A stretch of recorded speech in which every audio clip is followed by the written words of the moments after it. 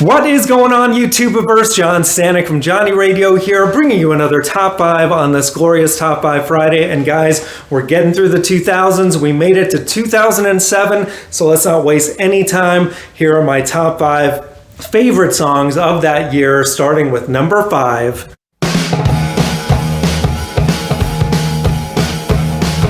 Selfish Gene by Travis off of their album The Boy With No Name, which was a true return to form for these guys, a la some great albums like The Man Who and The Invisible Band, and just such a good album overall. But this is the highlight. It is just upbeat. I remember somebody comparing it to Iggy Pop's Lust for Life, which I love that song, and it doesn't really make sense as far as the melody or anything like that, but the driving rhythm section, that dun dun dun dun dun dun, dun makes perfect sense when you hear it. And then Fran Healy just majestically singing about a breakup gone bad. I just love when he gets to the top of his register on the chorus when he does that. Selfish Gene. It's so good. It's so fun lyrically, and such a great music video too, featuring Demetri Martin taking off a bunch of different t-shirts. If you haven't checked it out, it's hilarious. And that is just my number 5. So now at number 4,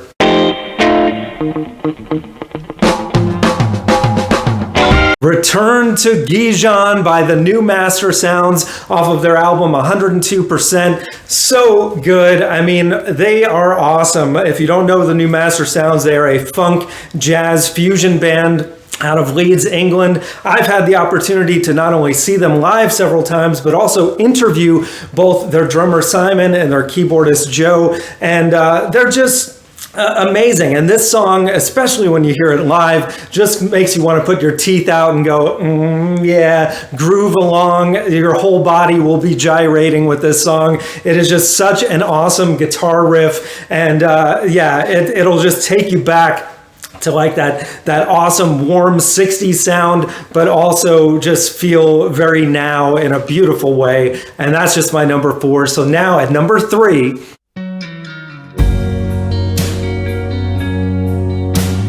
Detlef Schrempf by Band of Horses off of their album Cease to Begin, which is just another glorious album of that year. And man, this song is just beautiful. It is gorgeous and lush, and I actually ended up using it in my own wedding video because it just, especially when it gets to that chorus with Ben Bridwell singing eyes can't look at you any other way with that arpeggiated guitar.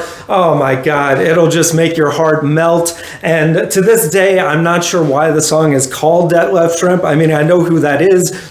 He was a somewhat famous NBA basketball player at one time, but has nothing to do with the lyrics of the song. But hey, it is still an amazing one, and that's just my number 3. So now at number 2,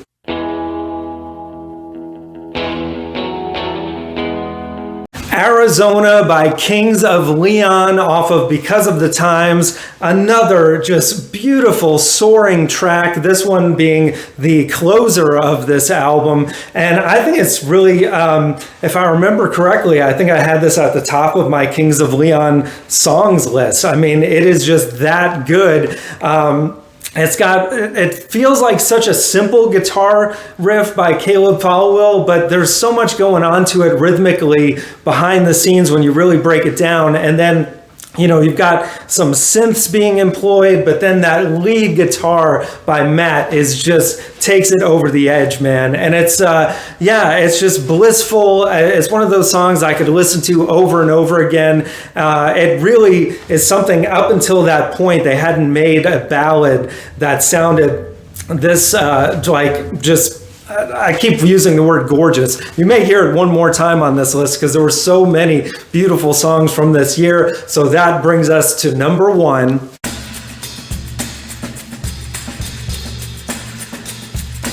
Reckoner by Radiohead from In Rainbows. You knew there was going to be a Radiohead song on this list, and what better one than this? I mean, this is one of my favorite Radiohead songs of all time. It may actually end up becoming my favorite eventually, because I've listened to this so many times. It's just hypnotic. It's everything you love about Radiohead. Tom York, if you love his falsetto, you're going to love this one because he employs it the entire song. And it's just mesmerizing. I mean, the guitar riff that he performs, if you haven't checked out them playing it live in the basement, that I think is the coolest video ever.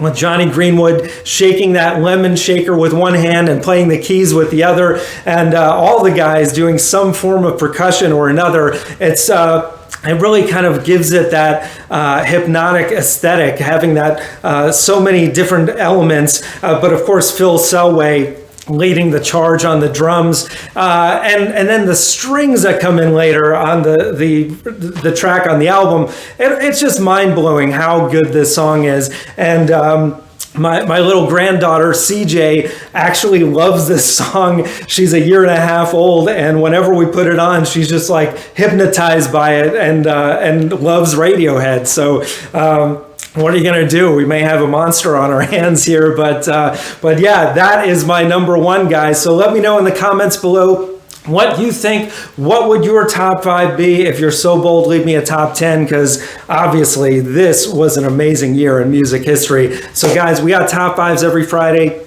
album reviews, top 100s, and so much more. Thank you for watching, and as always, Viva La Vinyl. So guys, thanks so much for watching. Please like, subscribe, and be sure to ring the bell for notifications so you can always see great quality content like you're seeing on the screen right now.